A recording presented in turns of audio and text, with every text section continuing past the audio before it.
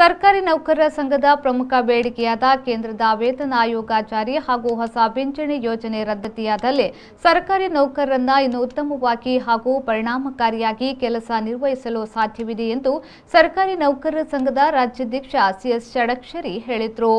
ಅವರು ಸರ್ಕಾರಿ ನೌಕರರ ಸಂಘದ ಕಚೇರಿಯಲ್ಲಿ ಕರೆದ ಸುದ್ದಿಗೋಷ್ಠಿಯಲ್ಲಿ ಮಾತನಾಡಿ, ಈ ಬಗ್ಗೆ ಇಂದಿನ ಅಧಿವೇಶನದಲ್ಲಿ ನಿಕಟಪೂರ್ವ ಮುಖ್ಯಮಂತ್ರಿ ಬಿಎಸ್ ಯಡಿಯೂರಪ್ಪನವರು ಮಾತನಾಡಿದ್ದಾರೆ. ಮುಖ್ಯಮಂತ್ರಿಯವರು ಸ್ಪಂದಿಸುವ ಭರವಸೆ ಇದೆ.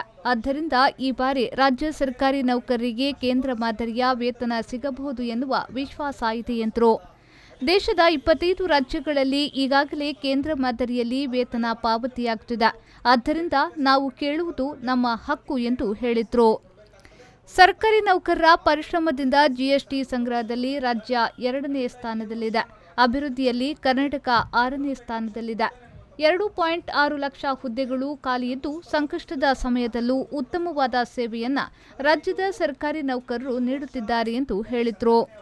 ನೆರೆ ಹಾಗೂ ಕೋವಿಡ್ ಬಂದ ಸಂದರ್ಭದಲ್ಲಿ ರಾಜ್ಯದ ಸರ್ಕಾರಿ ನೌಕರರು ಜೀವದ ಹಂಗು ತೊರೆದು ಕೆಲಸವನ್ನ ಮಾಡಿದ್ದಾರೆ. ತಮ್ಮ ಬೇಡಿಕೆಗಳ ಜೊತೆಗೆ ಸಮಾಜಮುಖಿ ಕೆಲಸಗಳನ್ನ ಮಾಡಿದ್ದಾರೆ ಎಂದರು. 87 ಇಲಾಖೆಗಳ 6 ಲಕ್ಷ ನೌಕರರಿರುವ ಬೃಹತ್ ಸಂಘಟನೆಯಾಗಿರುವ ಸರ್ಕಾರಿ ನೌಕರರ ಸಂಘ ಬೇರೆ ಯಾವ ರಾಜ್ಯದಲ್ಲೂ ಇಲ್ಲ ಎಂದು ತಿಳಿಸಿದರು. ಯಡಿಯೂರಪ್ಪನವರು ಇವತ್ತು ಕೂಡ ಮಾತಾಡಿದ್ದಾರೆ. ಹೌಸ್ ಅಲ್ಲಿ ತುಂಬಾ ಚೆನ್ನಾಗಿ ನೌಕರರು ತುಂಬಾ ಕೆಲಸ ಮಾಡ್ತಾ ಇದ್ದಾರೆ. ಜೀವದ ಹಂಗು ತೊರೆದು ನಮ್ಮ ಸರ್ಕಾರ ಜೊತೆ ಹಿಂದೆ ಕೆಲಸ ಮಾಡಿದ್ರು. ಅವನ್ನ ಸರಿಯಾಗಿ ನೋಡ್ಕೊಳ್ಳೋ ಸರ್ಕಾರದ ಜವಾಬ್ದಾರಿ ಇದೆ. ಸರ್ಕಾರ ಸೆಂಟ್ರಲ್ ಪೇ ಕಮಿಷನ್ ಅನ್ನು ಒಂದು ಅಫಿಷಿಯಲ್ ಪೇ ಕಮಿಟಿ ಮಾಡಿ ಅಧ್ಯಯನವನ್ನು ಮಾಡಿ ಆ ಶಿಫಾರಸುಗಳನ್ನು ಜಾರಿಗೆ ತರಬೇಕು ಅನ್ನುವಂಥ ಮಾತನ್ನು ಇವತ್ತು ಬೆಳಗ್ಗೆ 11 ಗಂಟೆಗೆ ವಿಧಾನಸೌಧದ ಅಧಿವೇಶನದಲ್ಲಿ ಸನ್ಮಾನ್ಯ ನಿಕಟಪೂರ್ವ ಮುಖ್ಯಮಂತ್ರಿಗಳು ಪ್ರಸ್ತಾಪ ಮಾಡಿದ್ದಾರೆ. ಅದ್ರ ಮೇಲೆ ಮಾನ್ಯ ಮುಖ್ಯಮಂತ್ರಿಗಳು ಬಜೆಟ್ ರಿಪ್ಲೈ ಸ್ಟೇಟ್ಮೆಂಟಲ್ಲಿ ಕೂಡ ಅದ್ರ ಬಗ್ಗೆ ಪ್ರತಿಕ್ರಿಯೆಯನ್ನು ಮಾನ್ಯ ಸಿ ಎಂ ಅವರು ಕೊಡಬೇಕಾಗ್ತದೆ. ಅದು ಕೊಡುವಂಥ ಮಾತುಗಳನ್ನು ಕೂಡ ಹಿಂದೆ ಸಿ ಎಂ ಸಾಹೇಬರು ಭರವಸೆ ಕೊಡಬೇಕಾದಾಗ ಖಂಡಿತ ಇದೇ ವರ್ಷ ನಾನು ರಾಜ್ಯದ ಸರ್ಕಾರಿ ನೌಕರಿಗೆ ಸೆಂಟ್ರಲ್ ಪೇ ಕಮಿಷನ್ ಕೊಡ್ತೇನೆ ಅನ್ನುವಂಥ ಮಾತನ್ನು ಮಾನ್ಯ ಮುಖ್ಯಮಂತ್ರಿಗಳು ಕೂಡ ನಮಗೂ ಸ್ಪಷ್ಟಪಡಿಸಿದ್ರು, ತಮ್ಮ ಮಾಧ್ಯಮಗಳಿಗೂ ಕೂಡ ಸ್ಪಷ್ಟಪಡಿಸಿದ್ರು.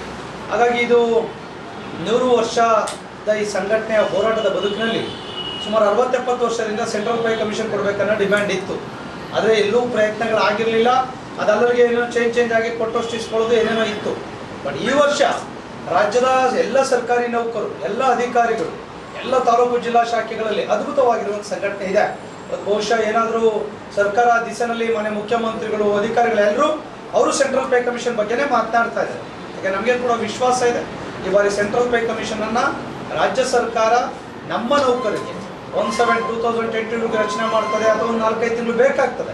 ಅದು ಅಧ್ಯಯನ ಮಾಡಿ ರಿಪೋರ್ಟ್ ಎಲ್ಲ ತಗೊಳ್ಳಿಕ್ಕೆ ಬಹುಶಃ ಈ ಸೆಷನ್ ಅಧಿವೇಶನ ಆದಮೇಲೆ ಒಂದು ಕಮಿಟಿಯನ್ನು ರಚನೆ ಮಾಡಿ ಅಧಿಕಾರಿಗಳ ವೇತನ ಸಮಿತಿಯನ್ನು ರಚನೆ ಮಾಡುತ್ತೆ ಅನ್ನುವಂಥ ವಿಶ್ವಾಸ ಇದೆ ಮುಖ್ಯಮಂತ್ರಿಗಳ ಮಾತಿನ ಭರವಸೆ ಮೂಲಕವಾಗಿ. ಹಾಗೆ ಅಧಿಕಾರಿಗಳು ಕೊಟ್ಟಿರುವಂಥ ಭರವಸೆ ಪ್ರಕಾರವಾಗಿ ಸಿಗುತ್ತೆ ಅನ್ನೋಂಥ ವಿಶ್ವಾಸ ಇದೆ. ಒಂದಿಷ್ಟು ಹ್ಯಾಂಡ್ಸಮ್ ಸ್ಯಾಲರಿ ನಮಗೆ ಬೇಕಾಗಿದೆ. ನಮಗೆ ಕೇಳ್ಬೋದು ಯಾಕೆ ಸೆಂಟ್ರಲ್ ಪೇ ಕಮಿಷನ್ ಕೇಳ್ತಾ ಇದ್ರು ಅಂತ. ಇಡೀ ದೇಶದಲ್ಲಿ 28 ರಾಜ್ಯಗಳಿದೆ. 25 ರಾಜ್ಯಗಳಲ್ಲಿ ಈಗಾಗಲೇ ಸೆಂಟ್ರಲ್ ಪೇ ಕಮಿಷನ್ ಇದೆ. ಇಡೀ ದೇಶದ 28 ರಾಜ್ಯಗಳಲ್ಲಿ 95% ಸ್ಟೇಟ್ಗಳಲ್ಲಿ ಈಗಾಗಲೇ ಸೆಂಟ್ರಲ್ ಪೇ ಕಮಿಷನ್ ಇದೆ. ದುರ್ದೈವ ಕರ್ನಾಟಕ ಒಳಗೊಂಡಂತೆ 3 ರಾಜ್ಯಗಳಲ್ಲಿ ಇವತ್ತು ಸ್ಟೇಟ್ ಸ್ಕೇಲ್ ಇದೆ. ಹಾಗಾಗಿ ನಾವು ಕೇಳೋದು ನಮ್ಮ ಹಕ್ಕು. ಹಾಗಾದ್ರೆ ಅಲ್ಲಿ ಕೊಡ್ತಾ ಇದ್ರೆ ಇಲ್ಲಿ ಯಾಕೆ ಕೊಡ್ತಾ ಇಲ್ಲ? Central government employee central pay commission ಇದೆ, ನಮ್ಗೆ ಯಾಕೆ ಕೊಡ್ತಾ ಇಲ್ಲ? ಈ ಸಂದರ್ಭದಲ್ಲಿ ಸುದ್ದಿಗೋಷ್ಠಿಯಲ್ಲಿ ರಾಜ್ಯ ಸಮಿತಿಯ ಪದಾಧಿಕಾರಿಗಳಾದ ಶ್ರೀನಿವಾಸ್, ಬಸವರಾಜ್, ಸುಬ್ರಹ್ಮಣ್ಯ ಸೇರಿಗಾರ್, ದಿನಕರ್ ಶೆಟ್ಟಿ, ಶೆರ್ಲಿ ಸುಮಾಲಿನಿ, ಶಿವಪ್ರಸಾದ್ ಶೆಟ್ಟಿ, ವಿಮಲ್ ನೆಲ್ಯಾಡಿ, ಬಂಟ್ವಾಳ ಸಮಿತಿಯ ಅಧ್ಯಕ್ಷ ಉಮಾನಾಥ್ ರೈ, ಕಾರ್ಯದರ್ಶಿ ಸಂತೋಷ್ ಕುಮಾರ್ ತುಂಬೆ ಉಪಸ್ಥಿತರಿದ್ದರು. ಸಂದೀಪ್ ಸಾಲ್ಯನ್, ವಿ4 ನ್ಯೂಸ್, ಬಂಟ್ವಾಳ.